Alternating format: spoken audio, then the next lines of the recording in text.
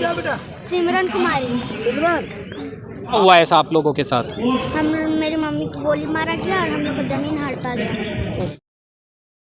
कुछ ऐसी घटनाएं हो रही हैं महिलाओं के प्रति हो चाहे लड़कियों के प्रति हो, जिनको देख के भाई लगता है कि देश किस तरफ जा रहा है और देश का जो माहौल है और जो आम जनता और जो गरीब है उन पर क्या बीत रही है, वो आपके सामने ये चलता फिरता उदाहरण है कि भाई राजभवन के समक्ष अनिश्चितकाल धरना।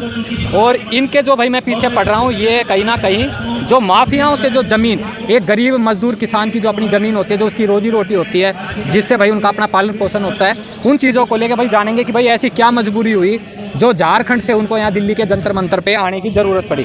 नमस्कार मैडम। जी नमस्कार। आपका नाम क्या और कहाँ से आए हो? मेरा नाम समाज चंचला देवी है। जी, कहाँ से आए हो? ये मेरा गांव चट्टीबारी आतू है, थाना केरेडाड़ी, जिला हजारीबाग। जी झारखंड। तो झारखंड से यहाँ दिल्ली आने का जो सफ़र रहा वो क्यों है, क्या मजबूरी हो गई? ये आरटीआई के तहत हम कुछ ब्यौरा मांग रहे थे अपना ज़मीन का। हाँ, तो उसी टाइम से मेरे ऊपर हमला होना चालू हो गया। मतलब आरटीआई के द्वारा? जी।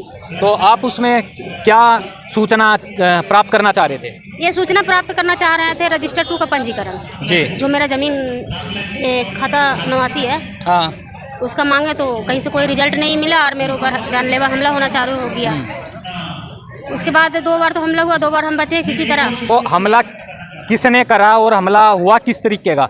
मतलब चक्कुओं से, मारपीट या गोली, और कौन थे वो हमलावर?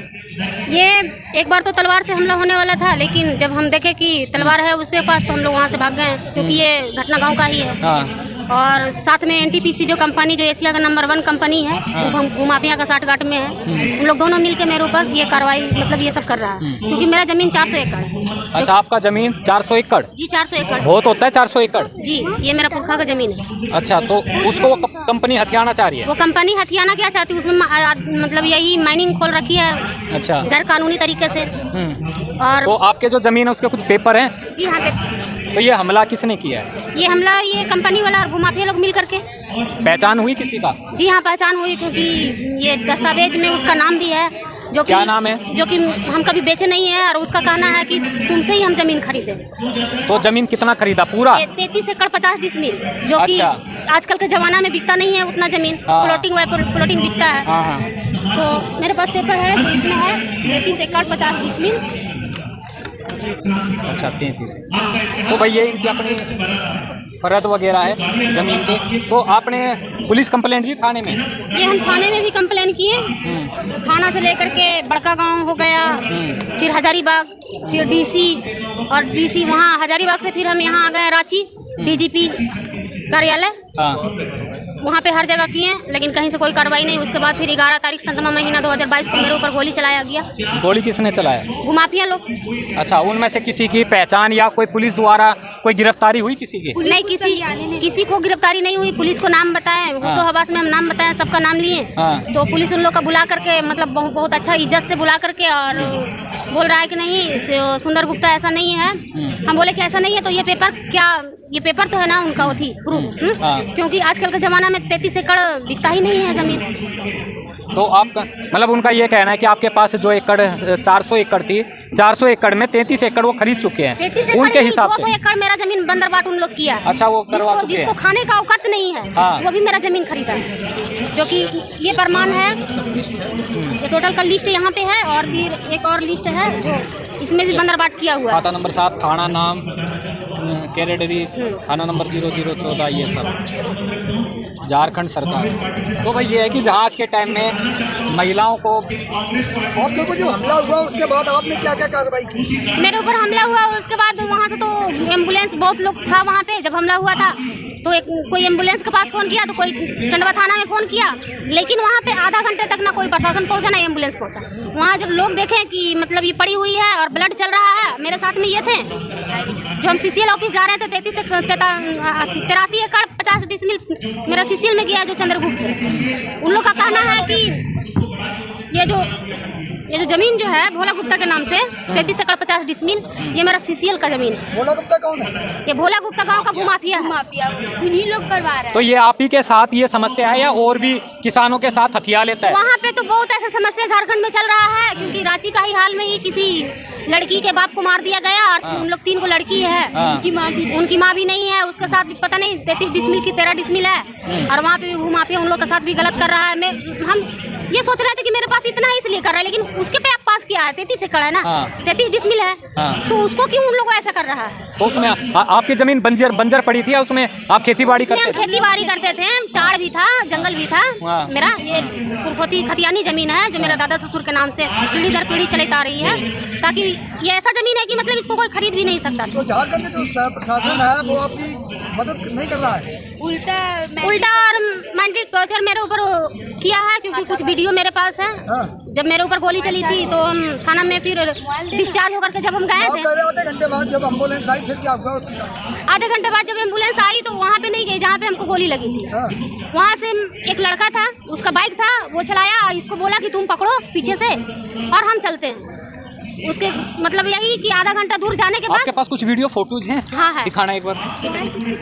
ये आधा घंटे के बाद ये कुछ दूर जाने के बाद एम्बुलेंस आई, लेकिन प्रशासन वहाँ पे नहीं पहुँची। कहाँ जो आपने की है? जो पुलिस कंप्लेंट करी होगी ना आपने, उनमें उनके नामजद हैं उसमें कंप्लेंट में? नहीं, वो अज्ञात में बना दिया गया, क्योंकि उन्होंने पुलिस वालों ने अज्ञात कर दिया। और आप पहचानते हो? हाँ, हम पहचानते हैं। फेस टू फेस देखा था? नहीं, फेस टू फेस नहीं देखा, क्योंकि लड़ाई हमको उसी से चल रहा है। नहीं, फिर आप कैसे कह सकते हो वो उन्हीं के द्वारा करो? लोग पूर्व में कर चुके हैं, पूर्व में हम देखे ना कि धमकी देता है ना घर के पास बगल में आकर के कि बताते हैं ज्यादा जमीन तुम लोग कर रहा है, तुम लोग तो बताते हैं रुको। वहाँ मुखिया का चुनाव चल रहा था, तो आकर के घर के बगल में आकर के बोलता है कि बताते हैं तुम लोग रुको, चुनाव के बाद देखते हैं। तो हम लोग जानते हैं, मेरी मम्मी रांची वहाँ से चुनाव जैसे मतलब वोटिंग हुआ उसके बाद रांची आ गई मेरी मम्मी। हाँ, उसके बाद उनका नाम क्या था एसपी साहब का?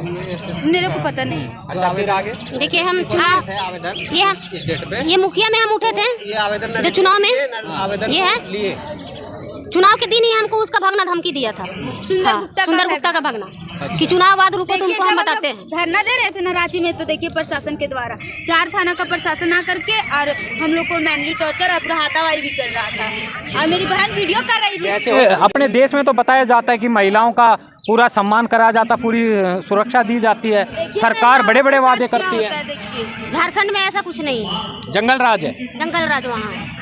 ये भूमाफिया का राज ज्यादा है और कंपनी वाला का राज ज्यादा है। गोली मार देंगे धरना पॉइंट। कौन बोलते हैं? पुलिस प्रशासन वाले? पुलिस प्रशासन आप लोगों को? हाँ, बाहर निकलो, रांची में धरना हम लोग दे रहे थे राजभवन के समीप, तो बोला जा रहा था कि बाहर निकलो गोली मार देंगे धरना पॉइंट।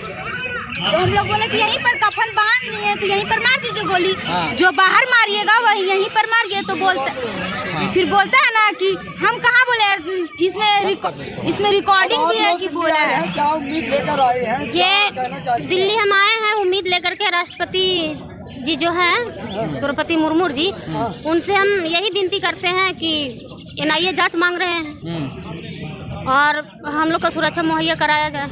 तो आज मतलब आपकी जमीन तो जो गई चली गई, लेकिन जान का भी खतरा है, जान का भी खतरा, परिवार का भी, बच्चे। यहाँ से हम लोग जाएंगे तो हम लोग को मार के ढक देगा, क्योंकि वहाँ ऐसा सिस्टम है ना, जंगल राज पूरा है, कोई सुनने वाला नहीं। आपके परिवार में और नहीं है, जैसे भाई, चाचा, ताऊ? कोई नहीं है? चाचा भी डेट कर गए हैं, क्योंकि वहाँ गांव में जाने के बाद इंसान को पता चलता है कि कौन कैसा है, नहीं है। चाचा भी डेट कर गए, एक छोटा चाचा है, वो अपना दुनिया में मस्त है, उनको कहना है कि छोड़ दो। तो आपको भी ये गुड़िया डर लगता होगा कहीं मुझे उठा ना ले, मार ना दे, घटना हो रही है? जब मेरी मम्मी ED ऑफिस गई थी ना रांची, हम लोग घर में थे, तो रात 1 बज के मतलब कुछ मिनट हो रहा होगा रात में, तब रात में उन लोग तीनों घुस करके और पूरा घर को पूरा धक्का मार रहा था। तो हम प्रशासन के पास, हम लोग को थाना केरेडारी पड़ता है, तो प्रशासन हम लोग का वहाँ का क्या थी, थाना प्रभारी गॉडविन करके उसके पास कॉल किए, मेरी मम्मी का नंबर ब्लैक लिस्ट किया ही, और मेरा भाई का नंबर से हम कॉल किए तो रिसीव नहीं किया। उसके बाद हेल्प लाइन नंबर पुलिस मतलब किए, तो वहाँ बोलता है 100 नंबर में, बोलता है कि एक रूम में जा करके पानी रख करके सो जाओ। उतना रात में हम कॉल किए, रोते रोते, पुलिस प्रशासन इतना नज़दीक है ना गाँव, मतलब थाना से 10 मिनट का रास्ता है, आइएगा ना आप तो 5 मिनट लगेगा हार्डली सार्डली। तो पुलिस भी नहीं आई, कोई नहीं आया। उसके बाद मम्मी सुबह में आई, तो थाना जाती है ना, तो थाना में उल्टा धमकी मिलता है कि ये सब मत करो, ज़्यादा पेपर प्रक्रिया करने वाली ज़मीन निकलवाने बन रही है, जितना बिल है ना उतना रख लो, वरना अबर में क्या करेंगे ना तो हम ही लोग जानते हैं। पुलिस प्रशासन दबाव बनाता है, हाथापाई भी करता है। मेरी मम्मी जब हमला हुआ था चाकू तलवार से, तब देने गई थी एप्लीकेशन, तो मम्मी को 1 घंटा बंद कर दिया गया रूम में, बोला कि चलिए आपका आवेदन देखते हैं, आपका मैटर क्या है। क्या नाम है आपका? मेरा नाम सोनम कुमारी है। आप स्कूल पढ़ते हो बेटा? पढ़ते हैं। तो ये सारे जो हालात हो रहे हैं, आप यहाँ क्यों बैठे हुए हो अपनी मम्मी के साथ? NIA जांच मांग। NIA जांच क्या? तो भाई एक छोटी सी बच्ची भी इन चीज़ों को समझती भी है, तो भाई अपनी एक मदद की गुहार के लिए भाई यहाँ बैठे हुए हैं और काफ़ी दूर से आए हैं। अरे दोस्तों, इस वीडियो को ज़्यादा से ज़्यादा आगे तक भाई शेयर करना, आगे तक पहुँचाना भाई, पुलिस प्रशासन, सरकार या भाई जो NGO संगठन है उन तक ही इनकी आवाज़ पहुँचे। तो सभी भाई साथियों मेरी राम राम।